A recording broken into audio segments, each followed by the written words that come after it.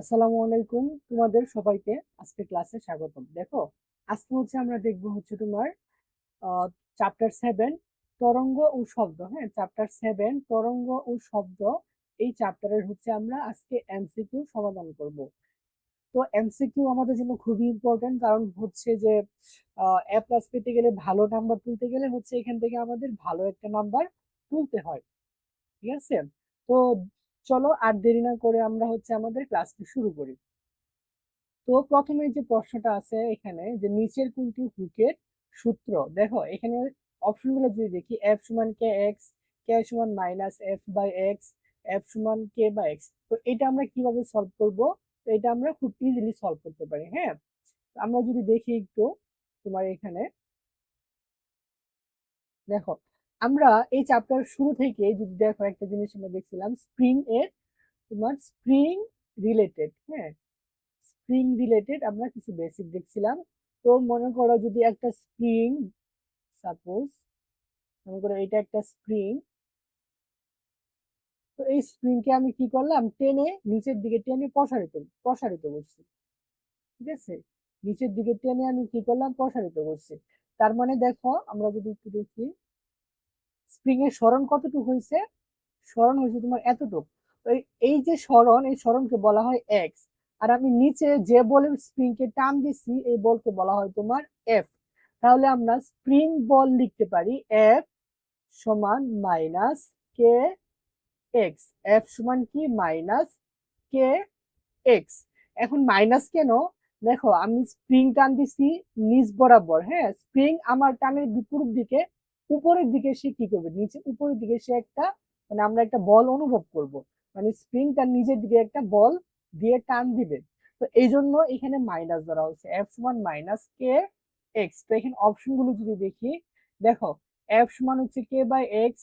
আচ্ছা, তো আরেকটা লাইন যদি আমরা করি, দেখো তো এখানে যে এক্স টাকে যদি আমি ফ্রি রাখি, এক্স ইকুয়াল তোমার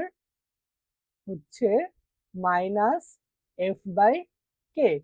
এক্স সমান লিখতে পারি কি, মাইনাস এফ বাই কে। আবার আমি মনে করো যদি কে রাখি, কে সমান লেখা যায় মাইনাস এক্স বাই এফ। কে সমান লেখা যায় কি, মাইনাস এক্স বাই এফ। এখন দেখি অপশনে কোনটা আছে। হ্যাঁ, অপশন যদি আমরা দেখি, দেখো এক্স সমান কি আছে, মাইনাস এফ বাই কে। দেখো এখানে আমি আমার সঠিক আনসারটা পাচ্ছি, এক্স সমান মাইনাস এফ বাই কে পাচ্ছি। আর বাকিগুলো তোমার সঠিক না। ঠিক আছে, এক্স সমান মাইনাস এফ বাই কে। আচ্ছা, এটা এটা আমরা পাচ্ছি এক্স সমান মাইনাস এফ বাই কে। তো এটাই আমাদের আনসার। আচ্ছা, পরেরটা যদি আমরা দেখি, দেখো কি বলছে। 7 নাম্বার বলছে, যদি একটি স্প্রিং এর ধ্রুবক কে হয় এবং ভর যদি হয় এম, তাহলে স্প্রিংটির দোলনকাল কত? আচ্ছা, আমরা যদি একটু দেখি স্প্রিংটির দোলনকালের সূত্র। হ্যাঁ, এটা অবশ্যই আমাদের মুখস্থ থাকতে হবে।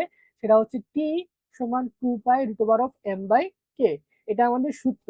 আমরা এই স্প্রিং মানে যে তরঙ্গ ও শব্দ, এই চ্যাপ্টারের উপর আমরা বেসিক 1 ঘন্টার একটা ক্লাস নিচ্ছি। তো সেই ক্লাসে আমরা এগুলো সব আমরা ব্যাখ্যা করছি। তো তোমরা চাইলে সেই ক্লাসটি দেখে আসতে পারো। সেই ক্লাসটি আমি লিংক ভিডিও ডেসক্রিপশনে দিয়ে দিব। আচ্ছা, তাহলে আমরা কি দেখতে পাচ্ছি, যে তোমার স্প্রিংটির দোলনকালের সূত্র কি, দোলনকালের সূত্র টি সমান 2 পাই √m/k। আর বাকিগুলো ভুল। ঠিক আছে? আচ্ছা, তো এখন আমরা 8 নাম্বারটা যদি দেখি, দেখো নিচের কোন সম্পর্কটি সঠিক বলছে।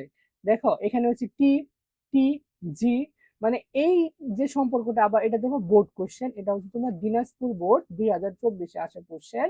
তো দেখো এটা তোমার পর্যায়কালের সাথে সম্পর্কিত। ঠিক আছে, স্প্রিং এর মানে পর্যায়কালের সাথে সম্পর্কিত। তো পর্যায়কালের সূত্রটা যদি আমরা একটু দেখি, দেখো আমরা জানি স্প্রিং এর ক্ষেত্রে তোমার পর্যায়কাল, আচ্ছা সরল দোলক যদি হয়, সেটা স্প্রিং না হয়ে যদি সরল দোলক হয়, তো সরল দোলকটাকে সেটা যদি আমরা একটু দেখি, সরল দোলক, মনে করো আমরা তো দোলনা চিনি, তাই না? দোলনা একটা সরল দোলক। মনে করো এটা দোলনা স্থির আছে। তো মনে করো দোলনাকে এইভাবে ধাক্কা দিলাম, এখানে এতটুকু উঠছে, তারপরে আবার কি করবে, সে অটোমেটিক এভাবে আসবে, আসার পরে আবার পিছনের দিকে যাবে। তো এইভাবে সে একটা মোশন মানে গতি চলতে থাকবে। তো এই দোলনার যে গতিটা সেটা হচ্ছে তোমার কি, সেটা হচ্ছে তোমার দোলন গতি। তো দেখো একটা দোলনা, মনে করো এটা হচ্ছে এ অবস্থান আর এটা হচ্ছে বি অবস্থান। তো এ অবস্থান থেকে বি অবস্থানে যাবে, আবার এ অবস্থানে আসবে। তো এই পুরোটাকে হচ্ছে তোমার একটা পর্যায়কাল। তো পর্যায়কাল সমান আমরা লিখতে পারি টি সমান হচ্ছে 2 পাই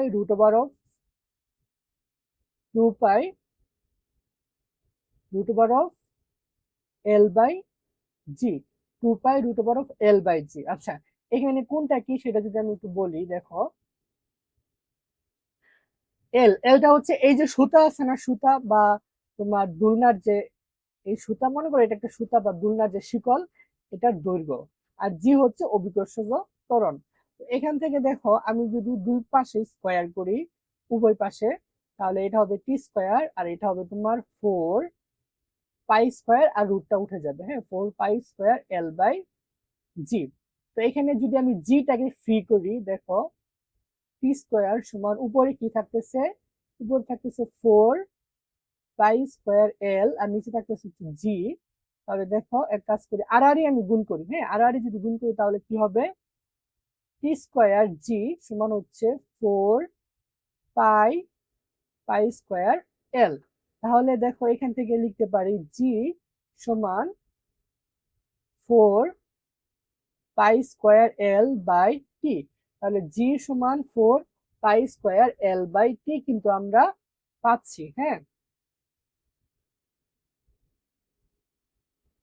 তাহলে জি সমান আমরা কি পাচ্ছি, 4 পাই স্কোয়ার L/T। তো দেখি এটা অপশনে আছে কিনা। দেখো জি সমান কি আছে, এখানে হচ্ছে 4 পাই স্কোয়ার T স্কোয়ার/L, এটা হবে না, এটা বাদ। তো এল সমান তো এটা না, এল সমান হচ্ছে তোমার কি 2 পাই √L/G, এটা হবে না। 2 পাই √G/L না, L/G হবে, এটা হবে না। তাহলে এই অপশনটা বাকি আছে। তো এটা যদি দেখি জি সমান 4 পাই স্কোয়ার L/T স্কোয়ার। হ্যাঁ, 4 পাই স্কোয়ার L/T স্কোয়ার। আচ্ছা, এটা হবে তোমার টি স্কোয়ার। হ্যাঁ, এটা এখানে চলে আসবে টি স্কোয়ার। তাহলে হচ্ছে আমরা আনসার কোনটা পাচ্ছি, আমরা আনসার পাচ্ছি হচ্ছে এটা, এটা হচ্ছে আমাদের আনসার। ঠিক আছে। আচ্ছা, এখন পরেরটা যদি আমরা দেখি, 9 নাম্বারটা কি বলছে, যে নিচে কোনটি সঠিক। দেখো এখানে হচ্ছে তোমার 4টা সূত্র আছে। এখানে জি, দেখো জি সমান আমরা মাত্রই পাইছি 4 পাই স্কোয়ার L/T স্কোয়ার। হ্যাঁ, 4 পাই স্কোয়ার L/T স্কোয়ার, তাহলে এটাই সঠিক, এটা আমরা মাত্রই যেহেতু করছি। আচ্ছা, এখানে দেখো এটা সঠিক না, এটাও সঠিক না, এটাও সঠিক না, সেটা আমাদের ব্যাখ্যা না করলে হবে। আমরা যদি সঠিক আনসারটা পেয়ে যাই তাহলে বাকিগুলো না দেখলেও হবে। ঠিক আছে। আচ্ছা, এখন আসো পরেরটা যদি আমরা দেখি, 10 নাম্বার। 10 নাম্বার কি বলছে, নিচের কোন সম্পর্কটি সঠিক। তো এফ এস সমান মাইনাস কে এক্স, মানে স্প্রিং বলের ক্ষেত্রে আমরা কি দেখছি, এফ সমান মাইনাস কে এক্স আমরা শুরুতে দেখছি, তার মানে এটা সঠিক আনসার। তো এটাও সঠিক না। টি সমান √, টি সমান 2 পাই √G/L না L/G, এটা সঠিক না। এফ সমান আহ এটাও সঠিক না। এফ সমান কি, আমরা জানি বি সমান এফ ল্যামডা। হ্যাঁ, আমরা জানি বি সমান এফ ল্যামডা। তাহলে কি হবে, এফ সমান হবে তোমার বি/ল্যামডা। তাহলে প্রথম কটা সঠিক, বাকিগুলো সঠিক না। আচ্ছা, এখন আসো 10 নাম্বার। 10 নাম্বার কি বলছে, বলছে সরি 11 নাম্বার, 1 মিটার লম্বা একটি সুতায় 30 গ্রাম ভরের একটি ইটের টুকরো ঝুলিয়ে দিলে দোলন কাল কত হবে। তো আমাদের দোলন কাল বা পর্যায়কাল বের করতে হবে। তো আমরা যদি বের করি, দেখো আমরা জানি পর্যায়কাল টি সমান 2 পাই √L/G, 2 পাই √L/G। এখন মান যদি বসাই, 2 × পায়ের মান 3.1416 √L। এল কত বলছে, এল হচ্ছে বলছে 1 মিটার লম্বা। আচ্ছা, তাহলে আমরা বসাই 1 মিটার লম্বা, এটা হচ্ছে কত 1। আর জি এর মান তো আমরা জানি মুখস্থ 9.8। তাহলে এইটা যদি আমরা ক্যালকুলেশন করি তাহলে মানটা আসবে তোমার 2। হ্যাঁ, এই ম্যাথটা হচ্ছে আমরা আমাদের বেসিক ক্লাসে করছি, সেটা তোমরা চাইলে দেখতে পারো। তো এটা আমরা কত পাচ্ছি, আনসার পাচ্ছি হচ্ছে আমরা 2। তাহলে দেখো এটা আনসার কত, আনসার হচ্ছে 2 সেকেন্ড। পর্যায়কালের একক হচ্ছে তোমার সেকেন্ড। আচ্ছা, এখন 12 নাম্বারটা যদি দেখি, দেখো এখানে কি বলছে, এখানে তোমার বলছে 0.1 মিটার লম্বা একটি সুতা দিয়ে x গ্রাম ভরের একটি ঘড়ি তোমার ঝুলিয়ে দেওয়া হলে ভরটির দোলনকাল কত হবে। হ্যাঁ, আবার সেম কোশ্চেন, দোলনকাল মানে টি চাইছে। তো আমরা জানি কি টি, আমরা জানি হচ্ছে তোমার টি সমান কি জানি বলতো, আমরা জানি হচ্ছে টি সমান 2 pi root over of L by G. T pi root over of L by G, মান বসাও।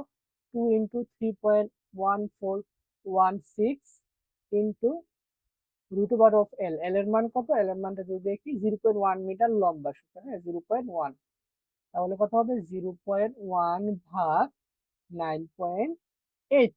তো এটা যদি আমরা ক্যালকুলেশন করি, মানে ক্যালকুলেটর চাপ দিবা উঠে, মানটা আমরা আনসারটা পেয়ে যাব।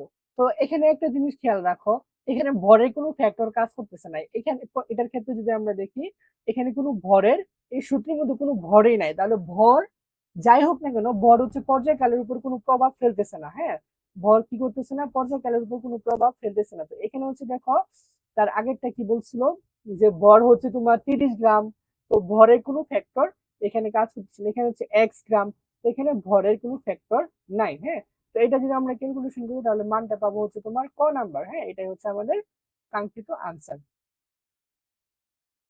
এখন দেখো 13 নাম্বারটা যদি আমরা দেখি, এখানে কি বলছে, তরঙ্গ সঞ্চালনকারী কোনো কণা কোনো বিন্দু থেকে যাত্রা আরম্ভ করে আবার একই দিক থেকে সেই বিন্দুতে ফিরে এলে তাকে কি বলা হয়, তাকে বলা হয় হচ্ছে তোমার পূর্ণ স্পন্দন বা পূর্ণ কম্পন বলা হয়। একটা তরঙ্গ, সাপোজ মনে করো এখানে দেখাই একটা তরঙ্গ, হ্যাঁ, এখান থেকে যাত্রা শুরু করে আবার পুনরায় এই দিক থেকে আসছে, মানে এখান থেকে যাত্রা শুরু করে আবার পুনরায় এখানে আসছে। তো এটা হচ্ছে তোমার একটা পূর্ণ স্পন্দন অথবা পূর্ণ কম্পন। ঠিক আছে, আচ্ছা। তারপরে হচ্ছে দেখি 14 নাম্বার কি বলছে, তরঙ্গ সঞ্চালনকারী কোন কণার একটি পূর্ণ কম্পন সম্পন্ন করতে যে সময় লাগে তাকে কি বলা হয়, দোলনকাল বা পর্যায়কাল। এটা আমরা পড়ছি, হ্যাঁ, বেসিক ক্লাসে আমরা এটা পড়ছি। দশা বলতে কি বোঝায়, দশা বলতে হচ্ছে স্মরণ বেগ ত্বরণ সবগুলোই বোঝায়। হ্যাঁ, দশা বলতে স্মরণ বেগ ত্বরণ সবগুলো বোঝায়। দশা হচ্ছে তোমার তরঙ্গের উপস্থিত কোনো কণার গতির যে কোনো একটা মুহূর্তের অবস্থা। হ্যাঁ, আর সেই অবস্থাটা হইতে পারে স্মরণ বেগ ত্বরণ। আচ্ছা, পরেরটা যদি আমরা দেখি 16 নাম্বার দেখো, স্পন্দনরত কণার গতির সামগ্রিক অবস্থাকে কি বলা হয়, ও স্পন্দনরত কণার গতির সামগ্রিক অবস্থাকে আমরা দশা বলি। দেখো এটা বোর্ড কোশ্চেন, এটা কিন্তু খুবই ইম্পর্টেন্ট। হ্যাঁ, আচ্ছা। তারপরে হচ্ছে দেখো 17 নাম্বার, 17 নাম্বার কি বলছে, চিত্রে কোন কণাগুলো একই দশা সম্পন্ন। আচ্ছা, এখানে হচ্ছে দেখো A B C D E F G H আছে। হ্যাঁ, একই দশা সম্পন্ন হচ্ছে কোনগুলো। এখানে আনসারটা যদি আমরা দেখি, আনসার হচ্ছে তোমার এ ই আই। দেখো এ হচ্ছে কি, এখান থেকে যাত্রা শুরু করছে, ই কি করছে, এখান থেকে যাত্রা শুরু করছে, আবার আই কি করছে, এই দেখো এখানে শেষ হচ্ছে। এই যে দেখো এখান থেকে যাত্রা শুরু করছে, ই কি করছে, এখান থেকে যাত্রা শুরু করছে, এবং হচ্ছে আই কি করছে, এই যে নিচ থেকে যাত্রা শুরু করে আরেকটা তরঙ্গ যদি আঁকি তাহলে এরকম হইতো। হ্যাঁ, এরকম হইতো। তাহলে হচ্ছে নিচের কোন কণাগুলো একই দশা সম্পন্ন, সেটা হচ্ছে এ ই আই। ঠিক আছে, আশা করি এটা বুঝতে পারছো। এখন আসো হচ্ছে আমরা পরবর্তী এমসিকিউ দেখি। 18 নাম্বার, 18 নাম্বারে কি বলছে, এখানে তোমার স্পন্দনের দিক হচ্ছে এটা, এটা পি বিন্দু, আর পি প্রাইম, তারপর হচ্ছে এটা হচ্ছে আর প্রাইম। তো এখানে চিত্রের বিপরীত দশায় আছে কোনটি, বিপরীত দশা। হ্যাঁ, দেখো এইটা এখান থেকে যাত্রা শুরু করছে। আচ্ছা, তো দেখো এটা হচ্ছে পি, পি এখান থেকে আসতেছে, আর তোমার আর হচ্ছে এখান থেকে উঠতেছে। তো এখান থেকে আনসারটা যদি আমি দেখি তাহলে আনসার হবে তোমার পি আর। আনসার কত, আনসার তোমার পি আর। কেন, দেখো পিটা নিচে নামতেছে তাই না, আর আরটা, এটা আর, হ্যাঁ, আরটা উপরে উঠতেছে। তো কি বিপরীত দিকে, বিপরীত দশায় এটা। ঠিক আছে, আচ্ছা। তারপরে হচ্ছে আমরা যদি 19 নাম্বারটা যদি দেখি, দেখো ওখানে কি বলছে, বলছে উপরে তরঙ্গটির কোন বিন্দুগুলো সমদশা সম্পন্ন। সমদশা মানে হচ্ছে তোমার দিকটা একই থাকবে। মনে করো আমি যদি ও এর ক্ষেত্রে খেয়াল করি তাহলে এটা একটা, এটা সমদশা। হ্যাঁ, তারপর এটা একটা সমদশা, এটা একটা সমদশা। বিপরীত দিকে খেয়াল যদি আমি করি অন্য কালার দিয়ে, দেখো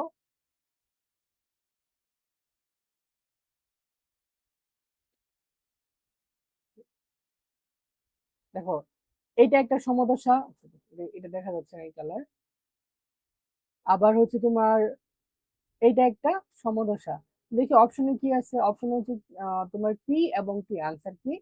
পি টি। দেখো পি এবং টি, পি কি নিচে নামতেছে তাই না, এই দেখো নিচে নামতেছে, টিটাও কি এই নিচে নামতেছে, ঠিক আছে। তো এটা হচ্ছে কি তোমার সমদশা সম্পন্ন, এটা এবং এটা। আচ্ছা, তারপরে দেখো 20 নাম্বারটা যদি আমরা দেখি, তরঙ্গ সঞ্চালনকারী কোনো কণা 1 সেকেন্ডে যতগুলো স্পন্দন সম্পন্ন করে তাকে বলা হচ্ছে তোমার কম্পাঙ্ক। এটা একদম সূত্র মুখস্থ করতে হবে, সূত্র বলতে কি সংজ্ঞা ক নাম্বারের জন্য অবশ্যই মুখস্থ করতে হবে কম্পাঙ্ক এটা। তারপরে হচ্ছে কম্পাঙ্কের একক কোনটি? কম্পাঙ্কের একক হচ্ছে দুইটা, একটা হচ্ছে হার্টস এইচ জেড, আরেকটা হচ্ছে তোমার পার সেকেন্ড। এই দুইটাই হচ্ছে কম্পাঙ্কের একক, তবে আমরা ম্যাথ করার সময় হার্টসটা ইউজ করি। আর এমসিকিউতে অনেক সময় হার্টস যদি না থাকে তাহলে দেখবো হচ্ছে পার সেকেন্ড থাকবে। তো এখানে কি আছে? এখানে হচ্ছে হার্টস আছে, এটাই হচ্ছে আমাদের আনসার।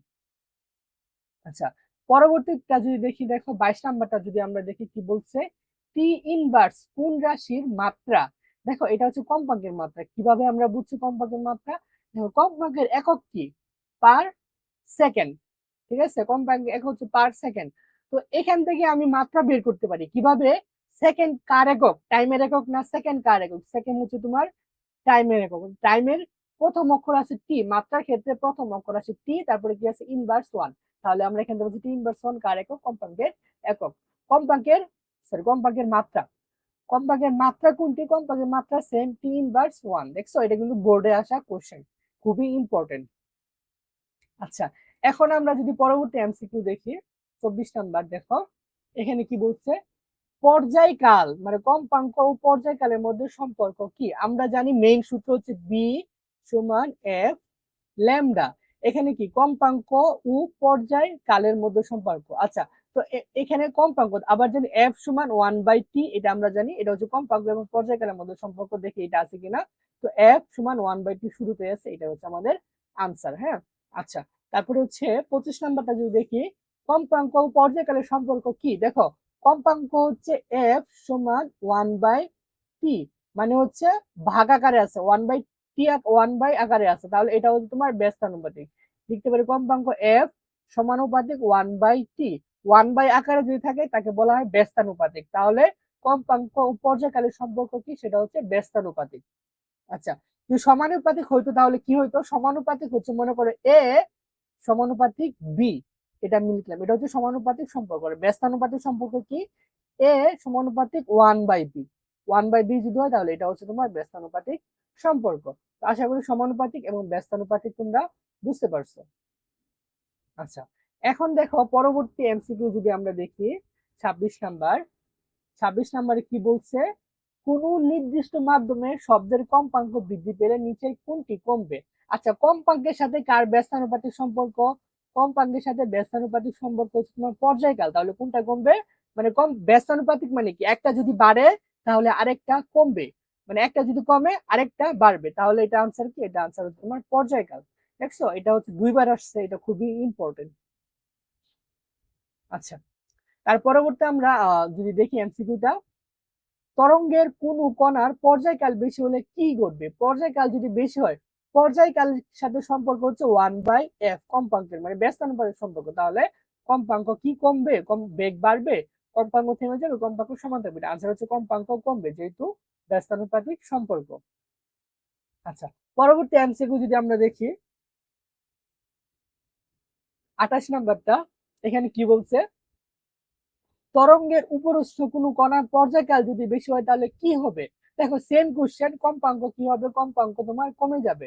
আচ্ছা, পরবর্তী কম্পাঙ্ক এফ এবং পর্যায়কাল টি 5 সেকেন্ড হলে এফ সমান কত? দেখো এফ সমান 1/t, তাই না? তাহলে হচ্ছে টি এর মান 1/5, তাহলে এটা যদি আমরা ভাগ করি তাহলে মানটা পাবো হচ্ছে তোমার 0.2 হার্টস। ঠিক আছে, আশা করি এটা বুঝছো। পর্যায়কালের একক কি? পর্যায়কালের একক হচ্ছে সেকেন্ড। পর্যায়কালের একক কি? পর্যায়কালের একক হচ্ছে সেকেন্ড, মুখস্থ। তারপরে 31 নাম্বার, একটি সুর শলাকার কম্পাঙ্ক হচ্ছে 200 হার্টজ ও 800 হার্টজ। শলাকা দুটির হতে প্রাপ্ত তরঙ্গ দৈর্ঘ্যের অনুপাত কত হবে? দেখো এটা আমরা কিভাবে বের করব? এটা আমরা এইভাবে বের করব, আমরা জানি হচ্ছে তোমার যে এই যে সম্পর্কটা আছে কম্পাঙ্ক এবং ল্যামডার যে সম্পর্ক সেটা আমরা লিখতে পারি f1, সেটা হচ্ছে তোমার f1 ল্যামডা 1 সমান f2 ল্যামডা 2। এখান থেকে আচ্ছা এটা যদি আমরা হোয়াইট বোর্ডে করি, যদি একটু দেখো,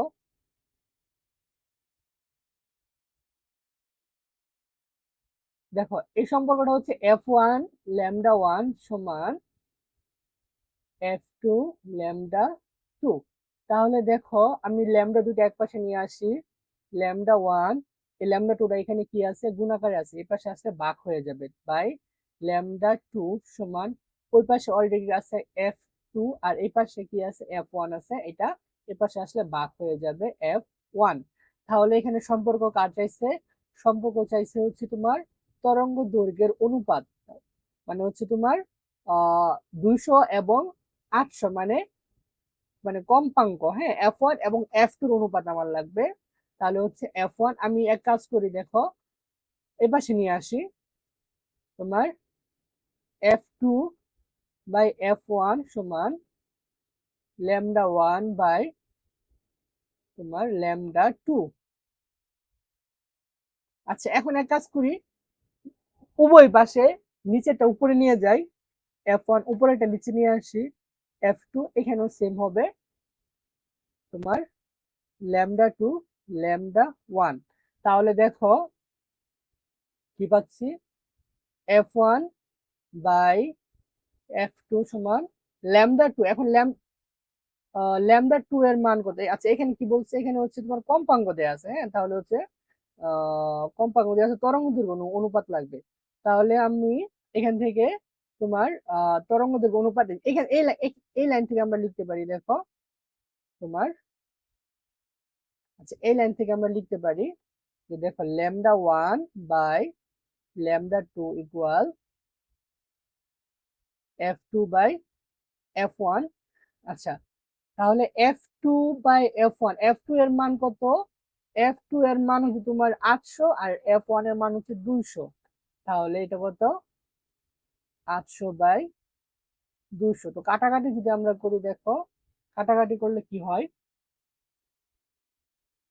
এই শূন্য এই শূন্য, মানে এই নিচে দুইটা শূন্য উপরে দুইটা শূন্য কাটা, এই দুই এই দুই কাটি, তাহলে কত হচ্ছে তোমার 4 হচ্ছে, এটা কত 4। তাহলে দেখো আমরা লিখতে পারি দেখো ল্যামডা 1 অনুপাত নিচে কি আছে ল্যামডা 2 সমান লেখা যায় 4 অনুপাত 1, ঠিক আছে। দেখো উপরেরটা প্রথমে হবে ল্যামডা 1 অনুপাত নিচেরটা ল্যামডা 2 পরবর্তীতে হবে, আর উপরে কত 4 অনুপাত নিচে কত 1 আছে, হ্যাঁ ভাগ করলে কি থাকে 1 থাকে, 1 4:1। তাহলে এটা আমরা আনসার কত পাচ্ছি, দেখো আনসার হচ্ছে তোমার 4 নাম্বার 4:1। ওকে, তো পরবর্তী আমরা এমসিকিউটা যদি একটু দেখি, দেখো 32 নাম্বার, এখানে কি বলছে, এখানে বলছে তোমার চিত্রে এ বি দূরত্বকে কি বলা হয়, দেখো এ বি যে দূরত্ব, এই যে এই দূরত্ব এটাকে বলা হয় তোমার বিস্তার, কি বলা হয়, এটাকে বলা হয় তোমার বিস্তার। এটা আমরা বেসিক ক্লাসে আমরা ডিটেলসে পড়ছি, হ্যাঁ।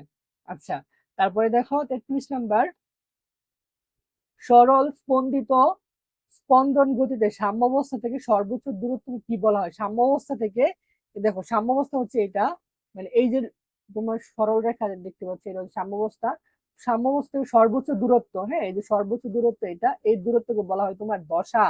এই দূরত্ব কি কি বলা হয়, দূরত্বকে বলা হয়, সরি বিস্তার বলা হয় তোমার বিস্তার, দশা না বিস্তার বলা হয়। আচ্ছা এখন আসো 34 নাম্বার, 34 কি বলছে, কোন বস্তু 5 সেকেন্ডে 100টি পূর্ণকম্পন সম্পন্ন করলে কম্পাঙ্ক কত। আচ্ছা কম্পাঙ্কের শর্ত কি জানো, কম্পাঙ্কের শর্ত হচ্ছে 1 সেকেন্ডে, হ্যাঁ 1 সেকেন্ডে যতগুলো পূর্ণকম্পন সম্পন্ন করে, যতগুলো পূর্ণ কম্পন সম্পন্ন করে, যতগুলো পূর্ণকম্পন সম্পন্ন, 1 সেকেন্ডে যতগুলো পূর্ণকম্পন সম্পন্ন করে সেটাই হচ্ছে তোমার এফ। তো এখানে কি বলছে, এখানে হচ্ছে 5 সেকেন্ডে পূর্ণ করে 100টি, তাহলে আমরা লিখতে পারি দেখো 5 সেকেন্ডে করে কতটি, 100টি, 100টি। তাহলে 1 সেকেন্ড আমার কম্পাঙ্ক চাইছে, তাহলে 1 সেকেন্ড এ করে কত, সেটা হচ্ছে তোমার 100/5, তাহলে এটা যদি আমরা ভাগ করি দেখো কত হয়, সেটা হচ্ছে তোমার 20 হচ্ছে। তাহলে সুতরাং আমরা বলতে পারি কম্পাঙ্ক f সমান কত, 20 হার্টজ। কম্পাঙ্ক কত পাইছি আমরা, f সমান 20 হার্টজ। তো জাস্ট এটা যদি মাথায় রাখো, কম্পাঙ্ক মানে কি, 1 সেকেন্ডে যতগুলো পূর্ণ কম্পন সম্পন্ন করে, 1 সেকেন্ডে যতগুলো পূর্ণ কম্পন সম্পন্ন করে সেটা হচ্ছে কম্পাঙ্ক। তাহলে দেখো আমরা আনসার কত পাচ্ছি, সেটা হচ্ছে দেখো আনসার হচ্ছে তোমার 20। ঠিক আছে, আনসার কত, 20। আচ্ছা, এখন আমরা দেখি হচ্ছে তোমার তরঙ্গ থেকে এমসিকিউ যদি আমরা দেখি 35 নাম্বার, তরঙ্গের সঙ্গে কোনটি সঞ্চালিত হয়? তরঙ্গের সঙ্গে অবশ্যই শক্তি সঞ্চালিত হয়। এটা আমরা তরঙ্গের যখন আমরা সংজ্ঞাটা পড়বো, সংজ্ঞাতে বলা আছে। তারপরে হচ্ছে 35-36 যদি আমরা দেখি, পানির কণার আন্দোলনের ফলে পানির কণা সমূহে কোন শক্তির সৃষ্টি হয়? সেটা হচ্ছে তোমার যান্ত্রিক শক্তি। হ্যাঁ, যান্ত্রিক, পানির কণাগুলোর মধ্যে যান্ত্রিক শক্তির সৃষ্টি হয়। তারপর হচ্ছে পরপর আন্দোলনের পুনরাবৃত্তিতে তরঙ্গ তৈরি হলে তাকে কি বলা হয়? পরপর আন্দোলনের পুনরাবৃত্তি তরঙ্গ তৈরি হলে তাকে কি বলা হয়? তাকে বলা হয় তরঙ্গ তল। হ্যাঁ, তাকে বলা হয় তরঙ্গ তল। আচ্ছা, তারপরে হচ্ছে আমরা যদি একটু দেখি মানে 38 নাম্বার। হ্যাঁ, 38 নাম্বার কি বলছে, যে তরঙ্গ প্রবাহের জন্য কোনো মাধ্যমের প্রয়োজন হয় না তাকে কি বলা হয়? তাকে বলা হয় হচ্ছে তোমার যান্ত্রিক তরঙ্গ। হ্যাঁ, যে তরঙ্গ যে তরঙ্গ প্রবাহের জন্য কোনো মাধ্যমের প্রয়োজন হয় না তাকে কি বলে? তাকে বলা হয় তোমার যান্ত্রিক তরঙ্গ। তো এটা হচ্ছে তোমার এক ধরনের সংজ্ঞার মতো। হ্যাঁ,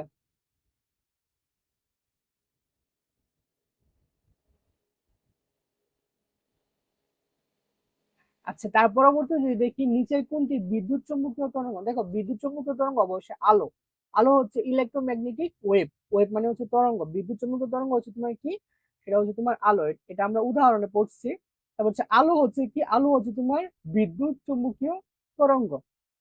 তারপরে আমরা দেখি তরঙ্গের সঞ্চালনের ক্ষেত্রে জড় মাধ্যমে এক স্থান থেকে অন্য স্থানে শক্তি সঞ্চালনের সময় মাধ্যমের কণাগুলো স্থানান্তরিত হয় না, এটা হয় না। মাধ্যমের কণাগুলো স্থানান্তরিত হয় না। হ্যাঁ, এটাই হচ্ছে সঠিক। মাধ্যমের প্রয়োজন হয় না। মাধ্যমের কিছু তরঙ্গের ক্ষেত্রে মাধ্যমের প্রয়োজন হয়, কিছু তরঙ্গের ক্ষেত্রে মাধ্যমের প্রয়োজন হয় না। মাধ্যমে উত্তপ্ত হয় না। তাহলে 1 নাম্বার মানে সবচেয়ে বেশি কারেক্ট আনসার হচ্ছে খ নাম্বার। তারপর 42 যদি আমরা দেখি, তরঙ্গ ভিন্ন ভিন্ন মাধ্যমের ভেতর দিয়ে যাওয়ার সময় নিচে কোনটি অপরিবর্তিত থাকে? সেটা হচ্ছে অবশ্যই কম্পাঙ্ক অপরিবর্তিত থাকে, মনে রাখবা। তরঙ্গের ক্ষেত্রে কম্পাঙ্ক, যে যে মাধ্যমে যাক না কেন কম্পাঙ্ক সবসময় সেম থাকবে। কম্পাঙ্ক সবসময় কি থাকবে? সেম থাকবে। এটা আমাদের অবশ্যই মনে রাখতে হবে। এটা খুবই ইম্পর্টেন্ট, খুবই ইম্পর্টেন্ট। আচ্ছা, তার পরবর্তীতে আমরা এমসিকিউটা যদি দেখি, দেখো আমরা 43 দেখি, যান্ত্রিক তরঙ্গের বেগ কিসের উপর নির্ভর করে? সেটা হচ্ছে মাধ্যমের প্রকৃতির উপর নির্ভর করে। যান্ত্রিক তরঙ্গের বেগ কিসের উপর নির্ভর করে? মাধ্যমের প্রকৃতি। যেরকম আমরা কথা বলতেছি, তো কথা বলার ক্ষেত্রে আমাদের শব্দটা যে যাচ্ছে, এই ক্ষেত্রে মাধ্যম কি? মাধ্যম হচ্ছে বায়ু। তো বায়ুর উপর, বায়ুর তাপমাত্রা, বায়ুর আর্দ্রতা, হ্যাঁ, বায়ুর টেম্পারেচার, এগুলোর উপর তোমার শব্দের বেগ নির্ভর করে। ঠিক আছে। আচ্ছা, তার পরবর্তী এমসিকিউ যদি আমরা দেখি, দেখো 44 কি বলছে, কোনটি সঞ্চালনের জন্য মাধ্যমের প্রয়োজন হয়? অবশ্যই যান্ত্রিক তরঙ্গ। হ্যাঁ, যান্ত্রিক তরঙ্গ। তারপরে কোনটি সঞ্চালনের জন্য মাধ্যমের প্রয়োজন হয় না? সেটা হচ্ছে তোমার বিদ্যুৎ চৌম্বকীয় তরঙ্গ। কি? বিদ্যুৎ চৌম্বকীয় তরঙ্গ।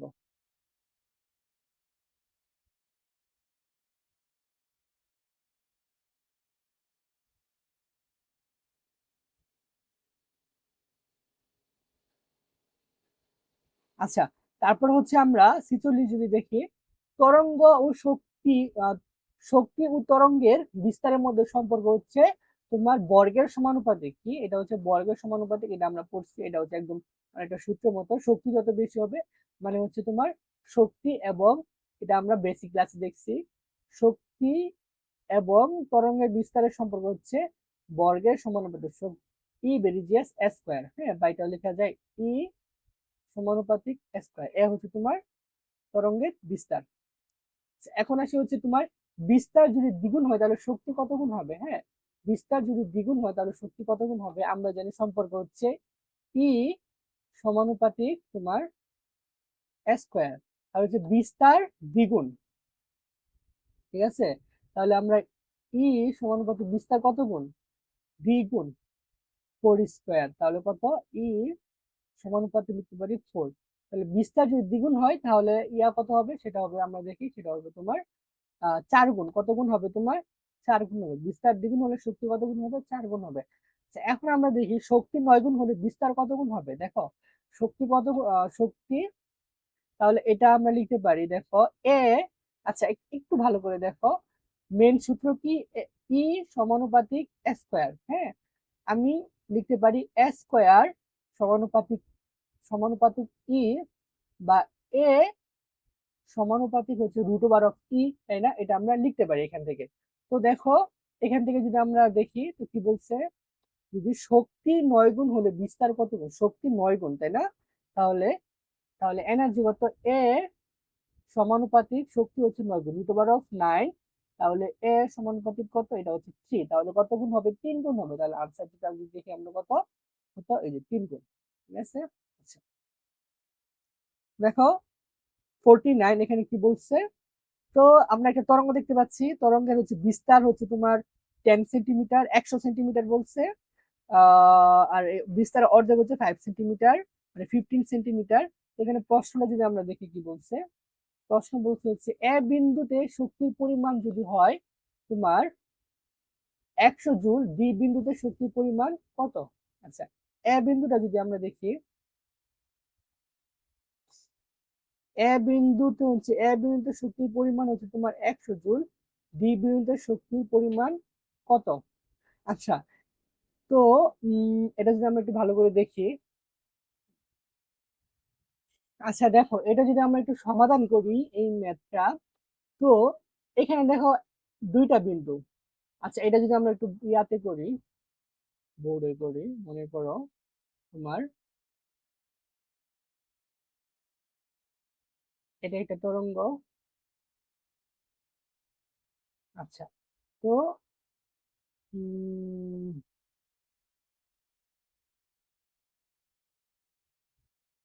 এটা হচ্ছে তোমার বিস্তার, এখানে হচ্ছে তোমার এ বিন্দু। হ্যাঁ, তো এ বিন্দুতে এনার্জি, এই এ বিন্দুতে ই এর মান হচ্ছে তোমার 100 জুল। কত? 100 জুল। তাহলে এই বিন্দুটা হচ্ছে তোমার ডি বিন্দু, এই ডি বিন্দুতে ই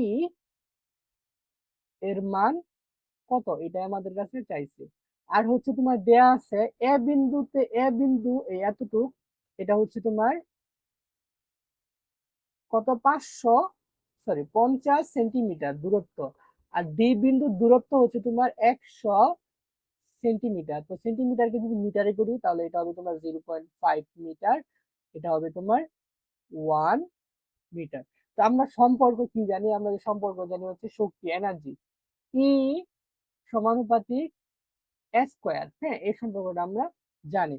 তাহলে এখান থেকে আমরা লিখতে পারি, দেখো ই1, হুম, ই1 বাই ই2 সমানুপাতিক লিখতে পারি হচ্ছে তোমার এ1 বাই এ2 তার হোল স্কয়ার। হ্যাঁ, তো এটা আমরা এই সম্পর্ক থেকে আমরা লিখতে পারি। তাহলে দেখো আমরা ধরি হচ্ছে তোমার এ বিন্দুতে এনার্জি, হ্যাঁ এ বিন্দুতে এনার্জি হচ্ছে ই এ, ডি বিন্দুতে এনার্জি হচ্ছে তোমার ই ডি, এবং এ বিন্দুর হচ্ছে তোমার সরণ হচ্ছে কত? দূরত্ব হচ্ছে তোমার, মানে বিস্তার হচ্ছে 0.5 মিটার। সেটাকে আমরা ধরি হচ্ছে তোমার এটাকে ধরি হচ্ছে তোমার এ, আর এটাকে ধরি এ প্রাইম যদি ধরি তাহলে সেটা হচ্ছে 1 মিটার। এটা হচ্ছে তোমার কোন বিন্দুতে? সেটা হচ্ছে ডি বিন্দুতে। হ্যাঁ, ডি বিন্দুতে। তাহলে দেখো আমরা লিখতে পারি ই, আচ্ছা ইডি বাই ই এ সমান আমরা লেখা যায় হচ্ছে তোমার এ প্রাইম বাই এ তার হোল স্কয়ার। হ্যাঁ, এই সম্পর্ক থেকে আমরা লিখতে পারি। আচ্ছা, তাহলে আমার মান লাগবে ইডি এর মানটা লাগবে, তাহলে আমি এখানে লিখতে পারি এ প্রাইম বাই এ তার হোল স্কয়ার ইন্টু ই এ, এখানে গুণ আছে এই পাশে হয়ে ভাগ হয়ে যাবে ই এ। তাহলে যদি দেখো আমরা যদি লিখি তাহলে কি পাচ্ছি, এ প্রাইম এর মান কত? এ প্রাইম হচ্ছে তোমার 1, হ্যাঁ এফ এর মান কত 1, 1/0.5 তার হোল স্কয়ার ইনটু ই এর মান কত কত 100। এইটা যদি আমরা ক্যালকুলেশন করি মানটা কত পাবো, পাবো হচ্ছে তোমার 400 জুল। হ্যাঁ, তো মানটা কত পাচ্ছি 400 জুল, এটাই হচ্ছে আনসার। তবে আমাদের মেইন যে সূত্রটা সেটা অবশ্যই মাথায় রাখতে হবে, সেটা হচ্ছে তোমার দেখো সেটা হচ্ছে ই সমানুপাতিক স্কয়ার। তো এখান থেকে আমরা লিখতে পারি তোমার E1 বাই E2 সমান A1 তার হোল স্কয়ার বাই A2 তার হোল স্কয়ার, বা এটাও লেখা যায় A1 বাই A2 তার হোল স্কয়ার। তো এটা আমরা আনসার কত পাচ্ছি 400 জুল। হ্যাঁ, এটা হচ্ছে আমাদের আনসার। আশা করি তোমরা এটা বুঝছো।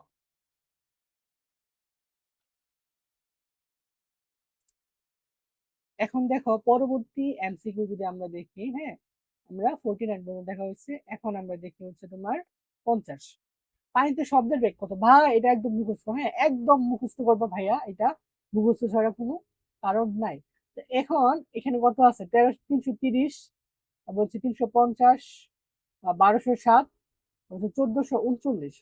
দেখো পানির বেগ আমরা পড়ছি হচ্ছে 1493 মিটার পার সেকেন্ড। এই অপশন কি আছে বলো তো, এটা কি অপশনে আছে? নাই, অপশনে নাই। তো 1400 কাছাকাছি কোনটা, 1400 মানে এই মানের কাছাকাছি কোনটা 1493, তো এটাই 1439, তো এটাই আনসার। দেখো শব্দের প্রতিধ্বনির সময় কোনটি ঘটে, কোনটি ঘটে শব্দের প্রতিধ্বনির সময় কি হয়, শব্দ মনে করো, আচ্ছা প্রতিধ্বনির সময় কি হয়, মনে করো এটা একটা দেয়াল, হ্যাঁ এটা একটা দেয়াল, তুমি এখানে শব্দ করছো, শব্দের দেয়ালে বাধা পাবে এবং পুনরায় এখানে ফিরে আসবে, তাহলে তুমি প্রতিধ্বনি শুনতে পাবা। তো এই যে এখানে কি হয়েছে, শব্দটা গেছে এবং পুনরায় ফিরে আসে, তো তাহলে এটা কি, এটা হচ্ছে তোমার প্রতিফলন। হ্যাঁ, এটা কি প্রতিফলন। আচ্ছা, তাহলে হচ্ছে তারপরে এমসিকিউ যদি দেখি, পানিতে ডুবে থাকা অবস্থায় বাইরের শব্দ শুনলে সেখানে কোনটি ঘটে, সেটা হচ্ছে তোমার প্রতিসরণ ঘটে। কেন প্রতিসরণ, কারণ শব্দ যখন একটা মাধ্যম থেকে আরেকটা মাধ্যমে যায় তখন তাকে বলা হয় হচ্ছে তোমার পানির প্রতিসরণ। মনে করো এটা হচ্ছে একটা পুকুর, তো এতটুকু পানি আছে, তো এটা হচ্ছে তোমার পানির লেয়ার। হ্যাঁ, পানির লেয়ার, তুমি এই পুকুরের নিচে আছো আর একজন এখান থেকে শব্দ করতেছে এই জায়গা থেকে, তাহলে শব্দ কি করবে, আগে এই বায়ুর মাধ্যমে আসবে, তারপর হচ্ছে পানির মাধ্যমে ঢুকবে, তাই না, বায়ুর মাধ্যম থেকে পানির মাধ্যমে ঢুকবে, এমন হচ্ছে মাধ্যম চেঞ্জ হচ্ছে, বায়ু থেকে পানিতে যাচ্ছে, সেজন্য এটা হচ্ছে প্রতিসরণ। আচ্ছা, তার পরবর্তী এমসিকিউ যদি আমরা দেখি, দেখো 53 নাম্বার, তরঙ্গ সাধারণত কয় প্রকার, দুই প্রকার, কি কি, অনুদৈর্ঘ্য তরঙ্গ এবং অনুপ্রস্থ তরঙ্গ, এটা আমাদের মুখস্থ করতে হবে। আচ্ছা, এখন পরে এমসিকিউ যদি আমরা দেখি, দেখো শব্দ তরঙ্গ কোন ধরনের তরঙ্গ, সেটা হচ্ছে শব্দ তরঙ্গ হচ্ছে তোমার লম্বিক তরঙ্গ। আচ্ছা, এখানে হচ্ছে যান্ত্রিক চৌম্বকীয় পর্যাবৃত্ত, তো এইটা অপশন যেটা আছে তাহলে যান্ত্রিক তরঙ্গ। আর যদি বলতো অনুদৈর্ঘ্য নাকি অনুপ্রস্থ তরঙ্গ, তাহলে শব্দ হচ্ছে তোমার অনুদৈর্ঘ্য তরঙ্গ। হ্যাঁ, আচ্ছা, তো পরবর্তী এমসিকিউ যদি আমরা দেখি, দেখো 55 কি বলছে, যে যে তরঙ্গ কম্পনের দিকের সাথে সমান্তরালে অগ্রসর হয়, সমান্তরালে অগ্রসর হয় তাকে বলা হয় হচ্ছে অনুদৈর্ঘ্য তরঙ্গ। কি বলা হয়, অনুদৈর্ঘ্য তরঙ্গ। দেখো এই তরঙ্গের টাইপস এর উপর আমরা একটা বেসিক ক্লাস নিচ্ছি, সেখানে অনুদৈর্ঘ্য তরঙ্গ অনুপ্রস্থ তরঙ্গ আমরা ডিটেলস আলোচনা করছি। আচ্ছা, তো এই অনুদৈর্ঘ্য তরঙ্গ অনুপ্রস্থ তরঙ্গ এটা হচ্ছে তোমার সংজ্ঞাটা মুখস্থ করতে হবে, তো এটা সংজ্ঞা থেকে এমসিকিউটা আসছে এখানে। তার পরবর্তীতে আমরা দেখি নিচের কোনটি অনুদৈর্ঘ্য তরঙ্গ, অনুদৈর্ঘ্য তরঙ্গ হচ্ছে তোমার শব্দ তরঙ্গ। কি, শব্দ তরঙ্গ হচ্ছে অনুদৈর্ঘ্য তরঙ্গ, এটা খুবই ইম্পর্টেন্ট। তারপর হচ্ছে শব্দ কোন ধরনের তরঙ্গ, অবশ্যই হচ্ছে অনুদৈর্ঘ্য তরঙ্গ। অনুদৈর্ঘ্য তরঙ্গের ক্ষেত্রে তরঙ্গস্থিত কণা কম্পনের দিকের সাথে তোমার প্রবাহের দিক, অনুদৈর্ঘ্যের ক্ষেত্রে হচ্ছে তোমার 0 ডিগ্রি, কত 0 ডিগ্রি। আর অনুপ্রস্থ, অনুপ্রস্থ হচ্ছে 90 ডিগ্রি, অনুপ্রস্থ হচ্ছে তোমার 90 ডিগ্রি। আচ্ছা, আহ তারপরে হচ্ছে পরবর্তী এমসিকিউ যদি আমরা দেখি, দেখো 59, স্প্রিং এর ক্ষেত্রে কোন ধরনের তরঙ্গ দেখা যায়, স্প্রিং এর ক্ষেত্রে হচ্ছে অনুদৈর্ঘ্য তরঙ্গ, স্প্রিং এর ক্ষেত্রে কি অনুদৈর্ঘ্য তরঙ্গ। আচ্ছা, তারপরে একটা যদি দেখি অনুদৈর্ঘ্য তরঙ্গ কম্পনের দিকের সাথে কিভাবে অগ্রসর হয়, অনুদৈর্ঘ্য তরঙ্গ যে কম্পনের দিকের সাথে সমান্তরালে, হ্যাঁ কোনটা, এই যে সমান্তরালে অগ্রসর হয়। তার পরবর্তী এমসিকিউ যদি আমরা দেখি, যে তরঙ্গ কম্পনের দিকের সাথে লম্ব ভাবে অগ্রসর তাকে বলা হয় অনুপ্রস্থ তরঙ্গ। আনসার কোনটা? খ, অনুপ্রস্থ তরঙ্গ। পরেরটা যদি দেখি, নিচের কোনটি অনুপ্রস্থ তরঙ্গ? সেটা হচ্ছে সমুদ্রের ঢেউ, সূর্য রশ্মি, বেতার তরঙ্গ, শব্দ তরঙ্গ। দেখো, সূর্য রশ্মি হচ্ছে মানে ইলেকট্রোম্যাগনেটিক ওয়েভ, বিদ্যুৎ চুম্বকীয় তরঙ্গ, বেতারও হচ্ছে বিদ্যুৎ চুম্বকীয় তরঙ্গ, সমুদ্রের ঢেউ শুধুমাত্র অনুপ্রস্থ তরঙ্গ, শব্দ তরঙ্গ হচ্ছে তোমার অনুদৈর্ঘ্য তরঙ্গ। তাহলে আনসার কোনটা? আনসার হচ্ছে ক। ঠিক আছে।